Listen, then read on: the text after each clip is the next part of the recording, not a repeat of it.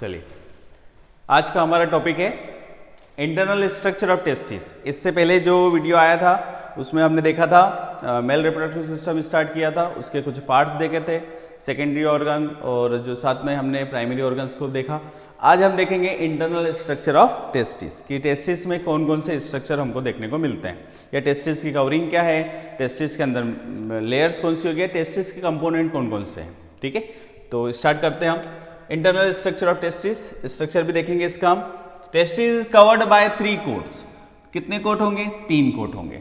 ठीक है, पहला कोट होता है ट्यूनिका वेजिनलिस, दूसरा कोट होता है ट्यूनिका एल्बुजिनिया और तीसरा कोट होता है ट्यूनिका वेस्कुलसा। बाहर से अंदर की तरफ अगर जाते हैं हम तो स्क्रोटम के अलावा स्क्रोटम के बाद जो आएगा वो टेस्टिस का हिस्सा आएगा। टेस्टिस में 3 लेयर्स प्रेजेंट होगी। पहली लेयर होगी तीन लेयर में से पहली जो लेयर है वो होगी ट्यूनिका वेजिनलिस, अगली होगी ट्यूनिका एल्बुजिनिया और एक होगा ट्यूनिका वेस्कुलोसा। पहली ट्यूनिका वेजिनलिस, दूसरी होगी ट्यूनिका एल्बुजिनिया और तीसरी होगी ट्यूनिका वेस्कुलोसा। ठीक है, ये लेयर्स हैं, मेम्ब्रेन है। तो देखते हैं तीनों को हम। Outermost is tunica vaginalis. सबसे पहली जो लेयर है वो कौन सी है? Tunica vaginalis. Middle coat is tunica albuginea and innermost is the tunica vasculosa. Tunica vaginalis की अगर बात करें तो ये पेराइटल या विसरल लेयर है। जैसे ऑर्गन्स के ऊपर जो कवरिंग होती है उसको हम बोलेंगे विसरल लेयर। तो पहली लेयर जो है वो कौन सी है? Tunica वेजिनलिस। It covered the whole testis except its posterior border from where the testicular vesicles and nerves enter the testis. पूरी टेस्टिस को कवर करेगी लेकिन ऊपर वाले पोर्शन को छोड़कर। देखते हैं हम कौन सा पोर्शन छोड़कर। ये देखिए यहाँ पर, ये पहली लेयर जिसको हमने बोला है ट्यूनिका वेजिनलिस। ये ट्यूनिका वेजिनलिस कैसी होगी? पेराइटल लेयर होगा और विसरल लेयर होगी। ठीक है, ये देखो यहाँ पर पूरी कवरिंग देखने को मिलेगी लेकिन ये वाले पोर्शन को छोड़कर, इस वाले पोर्शन, क्योंकि यहाँ से आर्टरीज, गोनाडल वेन्स जो है वो इंटर करती है, वॉस डिफरेंस भी जाती है, इसलिए ये पोर्शन को छोड़कर पूरे टेस्टिस को कवर करने वाली मेम्ब्रेन कौन सी है? Tunica vaginalis, outermost covering. ठीक है, सबसे पहली कवरिंग है। ठीक हो गया यहाँ तक। It covered the whole testis except its posterior border from where the testicular vessels and nerves enter the testis. जैसे हमने देखा posterior part को छोड़कर पूरे testis को कवर करती है tunica वेजिनलिस। The tunica albuginea is a dense white fibrous coat. कैसी होगी? White fibrous coat. ये याद रखना है आपको कि व्हाइट फाइब्रस कोट कवरिंग होती है। दूसरी जो लेयर है ट्यूनिका एल्बुजिनिया, मिडिल लेयर भी बोल सकते हैं इसको। The posterior border tunica albuginea is thickened to form vertical septum called the mediastinum testis. Posterior part पर जो है ये थोड़ी थिक हो जाती है, मोटी हो जाती है और वहां पर क्या बना लेगी? ये मेडिस्टेनियम। क्या बनाएगी? मेडिस्टेनियम। जहां पर पोर्शन प्रेजेंट होगा रेटिटेस्टिस, आगे देखेंगे नेटवर्क रहेगा एक पूरा जिसको हम बोलते हैं रेटिटेस्टिस। ठीक है, आगे देखेंगे इसको। अगली मेम्ब्रेन है ट्यूनिका वेस्कुलोसा। लास्ट लेयर होती है, इनर मोस्ट लेयर है। Coat of the testis lining the testicular lobules. और क्या बनाती है? Testicular lobules. उन्हीं टेस्टिकुलर लोब्यूल्स के अंदर प्रेजेंट होते हैं सेमनीफेरस ट्यूब्यूल और उन्हीं सेमनीफेरस ट्यूब्यूल के अंदर होता है स्पर्मेटोजेनेसिस, स्पर्म का फॉर्मेशन। ठीक है, वो भी हम देखेंगे अच्छे से डिटेल में। तो हमारे पास 3 लेयर हो गई यहाँ पर, ट्यूनिका वेजिनलिस, एल्बुजिनिया और ट्यूनिका वेस्कुलोसा। पहली आउटर टू इनर, बाहर से अगर अंदर की तरफ जाते हैं ट्यूनिका हमारे पास हो गई वेजिनलिस, फिर हो गया ट्यूनिका एल्बुजिनिया और फिर हो गया ट्यूनिका वेस्कुलोसा। ठीक है, तो ये स्ट्रक्चर देखते हैं, यहाँ पर आपको दिख जाएगा क्या क्या है। अगर हम बाहर से अंदर की तरफ जाते हैं तो पहली लेयर ट्यूनिका वेजिनलिस। ठीक है, फिर आएगा आपका ट्यूनिका एल्बुजिनिया। कहाँ पर है? ट्यूनिका एल्बुजिनिया और सबसे लास्ट में ये ट्यूनिका एल्बुजिनिया और सबसे लास्ट में आपको मिलेगा ट्यूनिका वेस्कुलोसा। ठीक है, ये जो लोब्यूल्स बनाने वाली इसको बोलेंगे हम ट्यूनिका वेस्कुलोसा।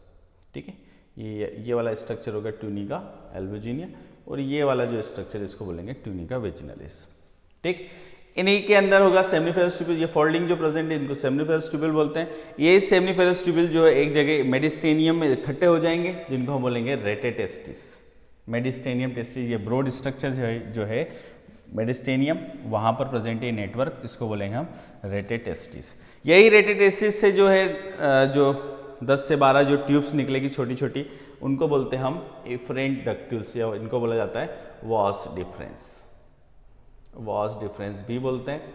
ठीक है, यही वॉस डिफरेंस आपस में जाकर इकट्ठे हो जाएंगे वापस से और एक coiled structure, thick coiled structure बनाएंगे जिसको हम बोलेंगे एपिडाइमिस। एपिडिडाइमिस, एपिडिडाइमिस की अगर बात करें हम तो 3 पोर्शन हो गए, इसका भी एक जो है अलग से एक पोर्शन बनेगा जिसमें हम 3 हिस्से देखेंगे, हेड वाला पोर्शन, बॉडी वाला पोर्शन और टेल वाला पोर्शन। ठीक है, तो कुछ पॉइंट्स देखते हैं इससे रिलेटेड हम।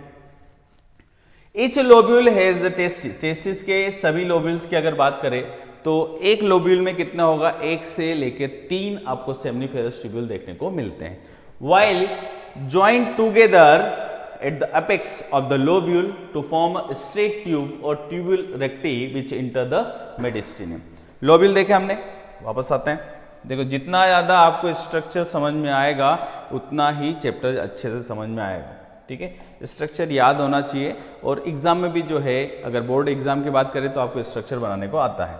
ठीक है, तो देखिए क्या होगा, ये लोब हो गया, लोब के अंदर आपको 1 से 3 क्या मिलेंगे, सेमनीफेरस ट्यूब्यूल, और लोब के एपेक्स पार्ट, लास्ट वाले पार्ट पर ये क्या हो जाएंगे, स्ट्रेट। यहाँ फोल्डेड है, फोल्डेड क्यों है, सरफेस एरिया बढ़ाने के लिए। अगर सरफेस एरिया बढ़ता है तो आपको वहाँ पर अलग अलग सेल्स, जर्मिनल जो जर्म सेल्स होगी, सर्टोली सेल्स होगी, लीडिंग सेल्स होगी, ये आगे हम देखेंगे। ठीक है, ये क्या मिलेगी, ज़्यादा मिलेगी, और ज़्यादा अगर मिली तो स्पर्मेटोजेनेसिस पे भी फर्क पड़ेगा, इसलिए फोल्डिंग पे सरफेस एरिया बढ़ाती है। साथ ही यहाँ जाकर स्ट्रेट हो जाएगी, कहाँ पर, मेडिस्टेनियम पार्ट में, और स्ट्रेट होने के बाद ये बनाएगी नेटवर्क जिसको हम बोलेंगे रेटेड टेस्टिस। ठीक है, वापस देखते हैं पॉइंट पर। टू स्ट्रेट ट्यूब्यूल और रेक्टे द मेडिस्टेनियम। ठीक है, here they form a network of tubules called as a rete testis. Network बनाएगा, बिल्कुल नेटवर्क जाल बन जाएगा जिसको हम बोलेंगे rete testis. Rete testis fuse to form, rete testis आपस में फ्यूज होंगे और 10 से 20 जो है वो क्या बनाएंगे, एफरेंट डक्ट्यूल्स, या इन्हीं को बोलते हैं वासा एफ्रेंशिया। क्या बोलेंगे, वासा एफ्रेंशिया। ठीक है, these ductules come out from upper dorsal part, ऊपर से, अपर डोर्सल और पीछे, देखो ऐसा ऊपर की तरफ से, यहां पे देखिए ऊपर की तरफ से, और पीछे से जो है वो किससे जुड़ेंगे या क्या बनाएंगे, एपिडिडाइमिस। क्या बनाएंगे, epididymis. These ductules come out from upper dorsal posterior surface of these testes open into common tubule which get highly coiled, ये पॉइंट याद रखना है, highly coiled to form epididymis। क्या बनाएंगे, epididymis, और ductus epididymis, दोनों नाम हो सकते हैं, epididymis बोल सकते हैं हम यहाँ पर। coiled to form epididymis और ductus epididymis। This epididymis is responsible to functional maturation of sperm। Sperm का फॉर्मेशन सेमनीफेरस ट्यूब्यूल में होगा। स्पर्म का फॉर्मेशन जो है वो कहाँ पर होगा, सेमनीफेरस ट्यूब्यूल में, यहाँ पर। लेकिन इसका मेचुरेशन कहाँ होगा, कहाँ देखने को मिलेगा, एपिडिडाइमिस। ठीक है, हो गया यहाँ तक। Total number of seminiferous tubule in each testis is, दोनों अगर इस टेस्टिस की अगर बात करें हम तो 75 to 1000 तक क्या मिलते हैं आपको, सेमनीफेरस ट्यूब्यूल देखने को मिलते हैं। ठीक है, हो गया यहाँ तक। चलिए इसके बाद हम जो है वो एपिडिडाइमिस देखेंगे, क्योंकि हमने यहाँ पर देखो फिर से एक बार रिवाइज हो जाता है। पहला ट्यूनिका वेजिनलिस, ट्यूनिका एल्बुजिनिया, ट्यूनिका वेस्कुलोसा, फिर आगे टेस्टिकुलर लोब्यूल्स। टेस्टिकुलर लोब्यूल्स की अगर बात करें हम तो उसके अंदर प्रेजेंट होगी सेमनीफेरस ट्यूब्यूल, एक लोब में 1 से 3 जो है सेमनीफेरस ट्यूब्यूल होगी। फिर वो स्ट्रेट होकर क्या एपेक्स पे क्या बनेगी, स्ट्रेट होकर रेटेड टेस्टिस बनाएगी।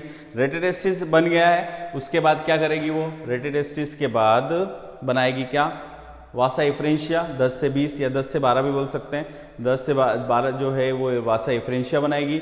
वासा एफ्रेंशिया वापस कलेक्ट होकर जो है वो क्या बनाएगा, एपिडिडाइमिस बनाएगा। ठीक है, वही एपिडिडाइमिस के 3 पार्ट होंगे, हेड पोर्शन होगा, बॉडी पोर्शन होगा और टेल पोर्शन होगा, जो कि हम अगले जो है हमारा जो लेक्चर होगा या वीडियो में हम देखेंगे उसको। वही एपिडाइमिस आगे जाके जो है एक थीन ट्यूब बनाएगी जिसको हम बोलेंगे वास डिफरेंस। वास डिफरेंस खुलेगा कहाँ पर, वो खुलेगा आपके एम्पुला में, दोनों तरफ से, इस इधर वाली टेस्टिस से और इधर वाली, दोनों आकर एक जगह खुलेंगे। एम्पुला बोलेंगे, एम्पुला में ही सेमाइनल वेसिकल और जो है वो आपको मिलेगा इजाकुलेटरी डक्ट, इजाकुलेटरी डक्ट जो है वो यूरेथ्रा में खुलेगी, प्रोस्टेटिक यूरेथ्रा, मेम्ब्रेनस यूरेथ्रा और पेनाइल यूरेथ्रा, ठीक है, फिर उससे इजाकुलेशन होगा इसमें। तो आगे देखेंगे हम, ठीक है। आज के लिए इतना ही।